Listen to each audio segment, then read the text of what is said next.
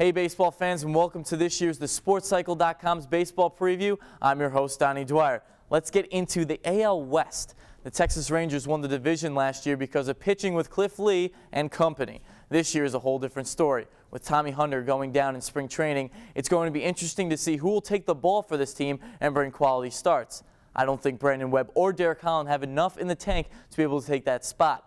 The one thing you got to love about Texas, though, is their offense. With the MVP Hamilton and this team scoring a ton of runs, it will be fun to see. If you like games like 20-19 against the Seattle Mariners, then watch the Rangers this season. The Los Angeles Angels of Anaheim will be able to play the style of Mike Scioscia that he loves to play, except they won't do it too well. This team will have a hard time driving in runs because of the bottom of their order is way too weak. That's going to be hard. It's going to be hard to watch the Angels if you are an Angels fan this year. One thing to be happy about, though, is their rotation. With all the experienced veterans around their team, I believe this team will close out a lot of games because of it. With Weaver, Herron, and Santana all having #1 stuff, I think they can pitch with any team in the division. But the most interesting team, however, in this division will probably be the Oakland Athletics. They have the best rotation in the division and have a low ERA in all of baseball with a 3.47. With a perfect game talent in Dallas Braden and an 18-game winner in Trevor Cahill, it will be hard to come to the Bay and expect to score runs.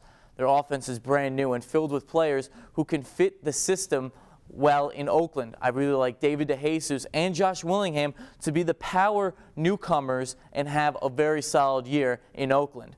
And finally, let's not forget about the Seattle Mariners.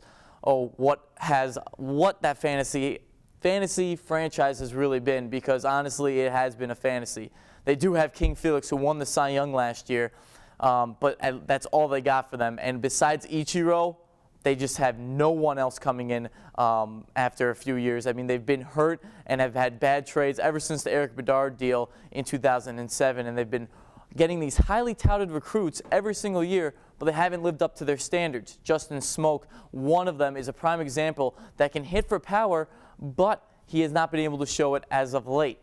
Now this leads me to my projected standings. Oakland will be the best team because of their pitching. Rangers will come in second because their offense could lead them to a lot of wins.